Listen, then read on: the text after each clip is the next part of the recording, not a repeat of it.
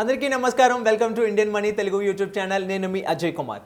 ఈరోజు మనం ఈ వీడియోలో గ్రాట్యుటీ అంటే ఏమిటి, గ్రాట్యుటీ అనేది ఎవరెవరైతే ఎలిజిబుల్ అవుతారు అండ్ గ్రాట్యుటీని మనం ఎట్లా క్యాలిక్యులేట్ చేస్తాం, ప్లస్ గ్రాట్యుటీ మీద ట్యాక్సేషన్ ఏంటి అనేది తెలుసుకుందాం. సో అంతేకాకుండా మీరు ఇంతవరకు మా ఛానల్ కనుక సబ్స్క్రైబ్ చేసుకోకపోతే ఇమీడియట్గా సబ్స్క్రైబ్ చేసుకోండి.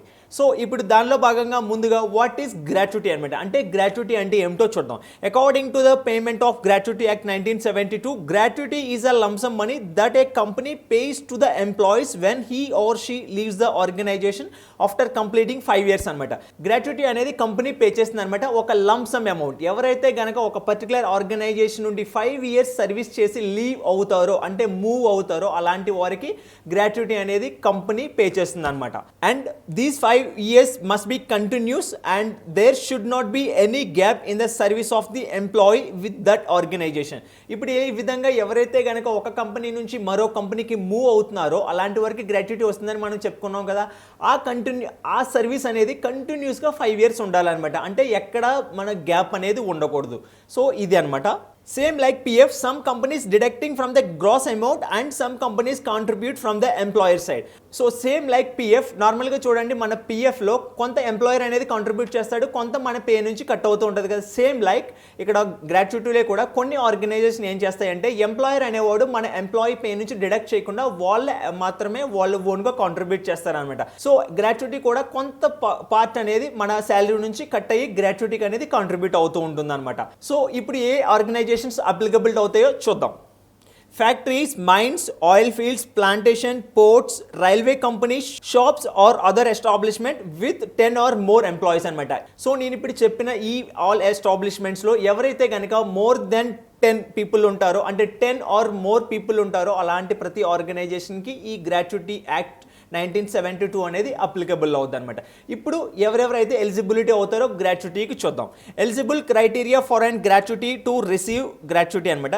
Eligible criteria for and individual to receive gratuity. దానిలో ఎవరెవరైతే ఎలిజిబుల్ అవుతారో ఇప్పుడు ఒక్కొక్కటిగా చూద్దాం. దానిలో ఫస్ట్ పాయింట్ ఏంటంటే the individual must be eligible for superannuation. ఎవరైతే కనుక సూపర్ యాన్యుయేషన్కి ఎలిజిబుల్ అవుతున్నారో వాళ్ళు బై డిఫాల్ట్గా గ్రాట్యుటీకి కూడా ఎలిజిబుల్ అవుతారు అనమాట. రెండవది, the individual must have resigned from his or her job after continue employment with the same organisation for 5 years. మనం ముందు చెప్పిన విధంగా ఏ ఎంప్లాయీ అయితే కనుక ఒక పర్టికులర్ ఆర్గనైజేషన్లో 5 years కంటిన్యూస్గా వర్క్ చేసి రిజైన్ చేస్తారో అలాంటి వారికి కూడా ఈ గ్రాట్యుటీ అనేది అప్లికబుల్ అవుతుంది అనమాట. ఇక్కడ మళ్ళీ చెప్తున్నాను, కంటిన్యూస్ సర్వీస్ అనేది ఉండాలన్నమాట, మధ్యలో ఎలాంటి గ్యాప్ అనేది మాత్రం ఉండకూడదు. దానిలో భాగంగా మూడవది, the individual must be retired from his or her job అనమాట. ఎవరెవరైతే రిటైర్డ్ అయిపోతారో కంప్లీట్గా, సో అలాంటప్పుడు కూడా ఈ గ్రాట్యుటీ అనేది ఎలిజిబుల్ అవుతుంది. దానిలో భాగంగా లాస్ట్ ఏంటంటే in case of death of that particular person are if he or she become disable due to the accident or sickness. ఎవరైతే గనక పర్సన్ డెత్ అవుతారు, ఈ ఫర్ ఎగ్జాంపుల్ ఎవరైనా ఒక ఆర్గనైజేషన్లో జాయిన్ అయ్యారు అనుకోండి, జాయిన్ అయిన తర్వాత 5 years కంటిన్యూషన్ సర్వీస్ అవ్వకుండా కనుక చనిపోయారు అనుకోండి, అలాంటి వారు కూడా ఈ గ్రాట్యుటీ అనేది ఎలిజిబుల్ అనమాట. ఎవరైతే నామినీ ఉంటారో ఆ నామినీ అనే వారికి ఆ గ్రాట్యుటీ అమౌంట్ అనేది వస్తుంది మనం ఒకసారి కంపెనీతో కన్సల్ట్ చేస్తే కనుక. Otherwise disable due to the accident or sickness అనమాట. ఇలా ఎవరికైనా కనుక యాక్సిడెంట్ అయితే కూడా ఎవరైతే కనుక యాక్సిడెంట్ అయిందో అలాంటి వారికి కూడా ఈ గ్రాట్యుటీ అనేది అప్లికబుల్ అవుతుంది. అలాంటప్పుడు మనకి 5 years కంటిన్యూస్ సర్వీస్ అనేది అక్కడ అప్లికబుల్ అవుతుంది అనమాట. సో ఈ 4 conditions అనేది మనకి గ్రాట్యుటీ ఎలిజిబిలిటీ అనమాట. ఈ 4 conditions లో ఎవరైతే ఉంటారో అలాంటి వారందరికీ ఈ గ్రాట్యుటీ అనేది ఎలిజిబుల్ అవుతారు. ఓకే, ఇప్పుడు మనం గ్రాట్యుటీ క్యాలిక్యులేషన్ ని ఎట్లా క్యాలిక్యులేట్ చేస్తారో చూద్దాం ఒక ఎగ్జాంపుల్ తో. For example, for instance, the last drawn salary of mister X is 40,000 rupees a month and his employment with ABC company was for 20 years 10 months. Mister X అనేవారు ఉన్నారు, ఆయన last dross salary అనేది 40,000 rupees అనమాట. ఆ యొక్క ABC కంపెనీలో ఆయన 25 years 10 months అనేది ఆ కంపెనీలో చేసి అక్కడ నుండి ఆయన ఎంప్లాయ్మెంట్ వేరే కంపెనీకి మూవ్ అవుతున్నాం అనుకుందాం, లేదా రిటైర్మెంట్ అనుకుందాం, లేదా రిజిగ్నేషన్ అనుకుందాం. బట్ ఇక్కడ 25 years అనేది ఆ ఏబీసీ ఆర్గనైజేషన్లో ఆయన కంప్లీట్గా వర్క్ చేశారనమాట. అంటే 5 years కంటిన్యూస్ సర్వీస్ ఉంది. నార్మల్గా 25 years, బట్ ఈ 25 years అనేది కంటిన్యూస్ సర్వీస్ అనమాట. సో ఈయన లాస్ట్ రన్ శాలరీ ఎంత 40,000 రూపీస్. ఇప్పుడు గ్రాట్యుటీ ఎట్లా క్యాలిక్యులేట్ చేయాలో చూద్దాం. Gratuity amount is equal to 15 into lost drawn salary into employment period total divided by 26 అనమాట. ఇప్పుడు gratuity amount of mister X equal to 15 into అక్కడ లాస్ట్ డ్రాన్ శాలరీ మనం చెప్పుకున్నాం 40,000 ఇంటూ ఎంప్లాయ్మెంట్ ఆ పర్టికులర్ కంపెనీలో ఆయన చేసిన ఎంప్లాయ్మెంట్ ఎంత అంటే 25 ఇయర్స్ 10 మంత్స్ కాబట్టి మనం దాన్ని 26 ఇయర్స్ కింద తీసుకుంటాం. So 40,000 into 26 then whole divided by 26 అనమాట. దాన్ని మనం క్యాలిక్యులేట్ చేస్తే 6 lakhs వస్తుంది. సో ఇప్పుడు ఇక్కడ మనకి కొన్ని నోట్ పాయింట్స్ ఉన్నాయి, ఆ నోట్ పాయింట్స్ కూడా చూద్దాం. ఫస్ట్ నోట్ పాయింట్ ఏంటంటే ఇక్కడ లాస్ట్ డ్రాన్ శాలరీ అంటే బేసిక్ శాలరీ ప్లస్ డిఏ అనమాట. సో మనం ఎప్పుడైతే ఆ కంపెనీ నుంచి రిజైన్ చేస్తున్నామో లేదా ఆ కంపెనీ నుండి మూవ్ అవుతున్నామో ఒక కంపెనీ నుండి వేరే కంపెనీకి, అలాంటప్పుడు ఆ లాస్ట్ శాలరీ ఎంత ఉందో అంటే లాస్ట్ డ్రాన్ శాలరీ అనమాట. ఆ శాలరీ ఏంటంటే basic salary plus DNS allowances అనమాట. ఇంకొక నోట్ పాయింట్ కూడా ఉంది. The total tenure of the service in his case is 25 years and 10 months which is rounded of 26 years అనమాట. మనం పైన చెప్పుకున్న విధంగా నార్మల్గా ఆ కంటిన్యూస్ ఎంప్లాయ్మెంట్ పీరియడ్లో ఆ ఎంప్లాయ్మెంట్ పీరియడ్ ఉంది కదా, దానిలో ఇక్కడ మనకి 25 years 10 months ఉంది కాబట్టి మన ఇక్కడ నార్మల్గా 26 years కింద తీసుకున్నారు అనమాట. నార్మల్గా ఇవి ఎట్లా అప్లికబుల్ అయితే అంటే ఎవరెవరైతే గనక ఒక పర్టికులర్ ఇయర్స్ ప్లస్ మంత్స్ ఉంటాయి కదా, ఈ మంత్స్ అనేది 6 months కన్నా ఎక్కువ ఉంటే దాన్ని ఆ పర్టికులర్ నెక్స్ట్ ఇయర్తో కంప్లీట్ చేస్తారనమాట. అంటే నెక్స్ట్ ఇయర్తో దాన్ని యాడ్ చేస్తూ ఉంటారు. సో ఈ విధంగా మనకి 25 years 10 months కాబట్టి 10 months అనేది 6 months కన్నా ఎక్కువ కాబట్టి దాన్ని 26 years కింద క్యాలిక్యులేట్ చేసి ఈ విధంగా గ్రాట్యుటీ అనేది క్యాలిక్యులేట్ చేస్తారనమాట.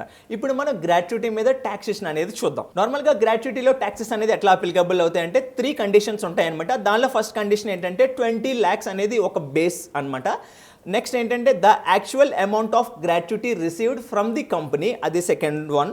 థర్డ్ వన్ ఏంటంటే ద ఎలిజిబుల్ గ్రాట్యుటీ, అంటే ఈ విధంగా క్యాల్కులేట్ చేయడం ద్వారా ఎంతైతే గ్రాట్యుటీ వచ్చిందో ఇది థర్డ్ అనమాట. ఇప్పుడు ఈ 3 మూడిట్లో ఏదైతే లోయర్గా ఉంటుందో అది ఎగ్జామ్టెడ్ అనమాట. అంటే మనం ఫస్ట్ చెప్పుకున్నాం 20 lakhs అనేది ఒకటి, సెకండ్ ఏమో the actual amount of gratuity received from the company, అది రెండోది. థర్డ్ ఏంటంటే ద ఎలిజిబుల్ గ్రాట్యుటీ, అంటే మనం క్యాల్కులేట్ చేయడం ద్వారా ఎంతైతే వచ్చిందో ఈ 3 అట్లని మనం ఒక ఎసైడ్ చేసుకుని అంటే పక్కన పెట్టుకుని 1, 2, 3 కింద ఈ 3లో ఏదైతే తక్కువ ఉందో అది ఎగ్జామ్టెడ్ అనమాట. మనం ఇన్కమ్ ట్యాక్స్ రిటర్న్లో చూపించుకునే ఎగ్జామ్టెడ్ వస్తుంది ఈ గ్రాట్యుటీ మీద. సో అదే ఈ మూడిట్లో కనుక ఏది తక్కువైతే వస్తుందో అది ఎగ్జామ్టెడ్ అనమాట. ఇప్పుడు మన ఈ ఎగ్జాంపుల్లో మిస్టర్ ఏ గ్రాట్యుటీ ట్యాక్స్ క్యాల్కులేషన్ చూద్దాం.